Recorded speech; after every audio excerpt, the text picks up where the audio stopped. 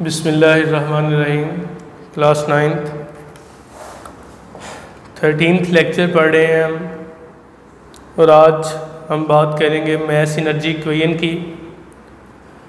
बड़ी important equation है ये, हमारी रोज़मर्रा के मामलात में बहुत इम्पोर्टेंट जगहों के ऊपर, बहुत इम्पोर्टेंट प्लेसेस के ऊपर ये जगह इस्तेमाल होती है ये इक्वेशन।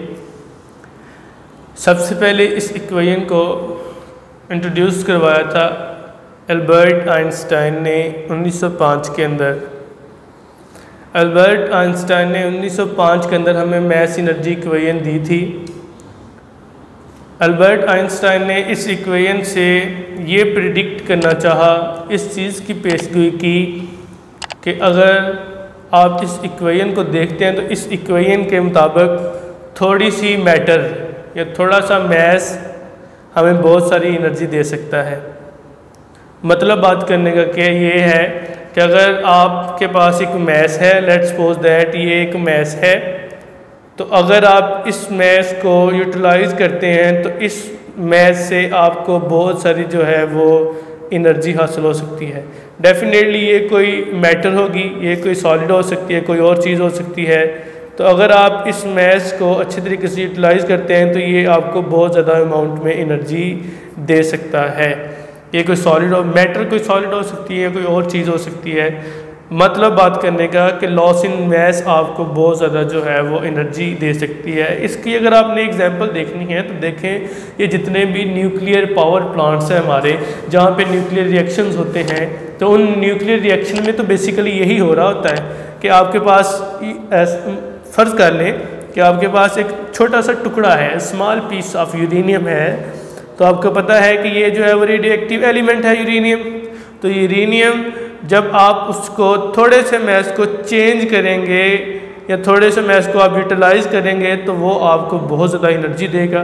देखें ना, जो न्यूक्लियर रिएक्शन हो रहते हैं तो वो न्यूक्लियर रिएक्शन आपको फिशन रिएक्शन की फॉर्म में भी हो सकते हैं, फ्यूजन रिएक्शन की फॉर्म में भी हो सकते हैं, तो वो आपको बहुत ज़्यादा एनर्जी देते हैं। तो इसने भी यही प्रिडिक्ट किया था कि मैटर को हम एनर्जी में चेंज कर सकते हैं, या अगर थोड़ा सा मैस है तो थोड़ा सा मैस अगर उसको हम यूटिलाइज़ कर लेते हैं इस इक्वेशन के मुताबिक तो ये हमें बहुत सारी एनर्जी दे सकता है। ये इक्वेशन थी आपके पास, E is equal to mc²।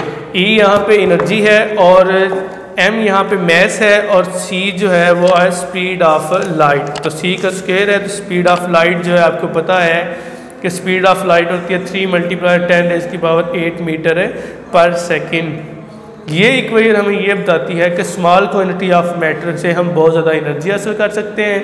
इसका जैसे मैंने अभी बात की है कि हमारे न्यूक्लियर पावर प्लांट्स के अंदर जो भी रिएक्शन हो रहे होते हैं वो on the base of this mass energy equation जो कि एल्बर्ट आइंस्टाइन ने हमें दी थी। हमारे जितने भी न्यूक्लियर पावर प्लांट्स हैं, सन के अंदर भी इसी तरह के रिएक्शन हो रहे होते हैं और स्टार्स के अंदर भी इसी तरह के रिएक्शन दे रहे होते हैं। ये इक्वेशन बताती है कि मैस छोटा सा हमें बहुत सारी एनर्जी दे सकता है। तो सन के अंदर भी चूँकि फ्यूजन रिएक्शन हो रहे होते हैं, स्टार्स के अंदर भी हो रहे होते हैं, तो वो छोटे मैस जो है वो आपको कितनी ज़्यादा एनर्जी जो है वो दे रहे होते हैं। आपके सामने ही है, आप उससे लाइट एनर्जी हासिल करते हैं, आप उससे हीट एनर्जी हासिल करते हैं।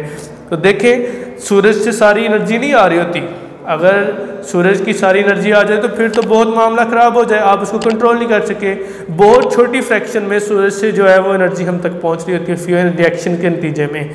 तो ये थोड़ी सी एनर्जी पूरी दुनिया के अंदर लाइफ को जो है वो लेके चल रही है, ज़िंदगी का जो है वो निज़ाम चला रही है, सूरज से आने वाली छोटी सी लाइट। तो इस तरह से स्मॉल मैस जो है वो अगर चेंज हो जाए एनर्जी में तो वो बहुत ज़्यादा एनर्जी क्रिएट कर सकता है। ये हमें मैस एनर्जी इक्वेशन ने बताया था। तो इसको आपने अच्छे तरीके से याद रखना है कि एल्बर्ट आइंस्टाइन ने 1905 के अंदर जो है वो एनर्जी की इक्वेशन हमें दी, जिसे मैस एनर्जी इक्वेशन कहा जाता है। और इसने ये प्रिडिक्ट किया था कि अगर आप स्मॉल अमाउंट ऑफ मैटर को एनर्जी में चेंज कर लें तो ये आपके लिए बड़ी फ़ायदेमंद है। ये थोड़ा सा मैस आपको बहुत ज़्यादा एनर्जी दे सकता है। हमारे न्यूक्लियर रिएक्शन में, हमारे न्यूक्लियर पावर प्लांट्स में इसी इक्वेशन के ऊपर जो है वो काम हो रहा होता है। हमें इसी इक्वेशन को यूटिलाइज़ करके वो बहुत सारी एनर्जी छोटा मैस दे रहा होता है।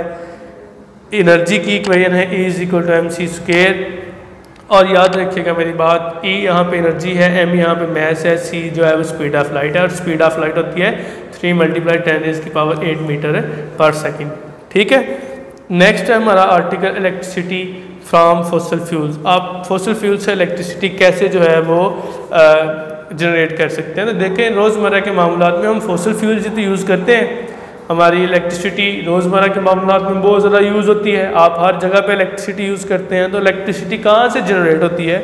डेफिनेटली डिफरेंट मेथड से आप जो है वो इलेक्ट्रिसिटी प्रोड्यूस करते हैं। किसी जगह पे आप इलेक्ट्रिसिटी पानी से जनरेट कर रहे हैं, किसी जगह पे आप इलेक्ट्रिसिटी को जो है वो गैस से जनरेट कर रहे हैं, किसी जगह से आप इलेक्ट्रिसिटी पेट्रोल से, किसी जगह से आप इलेक्ट्रिसिटी विंड एनर्जी से जनरेट कर रहे हैं, किसी जगह पे आप इलेक्ट्रिसिटी जो है वो जनरेट कर रहे हैं fossil fuels in the form of coal से आप कर रहे हैं। मुख्तसर बात करने का मतलब ये है, किसी जगह पे आप सन से, सूरज से जो है वो इलेक्ट्रिसिटी जनरेट कर रहे हैं। तो बहुत सारे मेथड हैं डेली लाइफ के अंदर जिनसे आप इलेक्ट्रिसिटी जनरेट करते हैं। लेकिन फॉसिल फ्यूल्स, ठीक है, फॉसिल फ्यूल्स में ऑयल, पेट्रोल, गैस और कोल आ जाता है।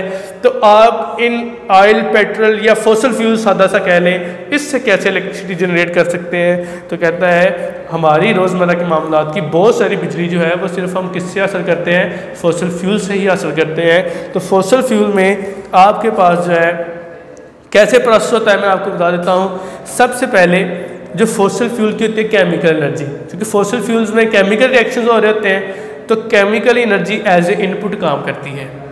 मतलब आपने कोयला लिया, आपने कोयले को जला लिया, हाँ, जब कोयला जला तो डेफिनेटली केमिकल रिएक्शंस है, तो केमिकल रिएक्शन की वजह से ये प्रोसेस स्टार्ट हुआ, तो केमिकल एनर्जी को आपने एज ए इनपुट यूज़ किया। ठीक है। अब देखें, जब आपने उसको जला लिया, कोयले को जला लिया, तो कोयले से क्या प्रोड्यूस हुई? हीट एनर्जी प्रोड्यूस हुई। हीट एनर्जी को आपने यूटिलाइज़ किया।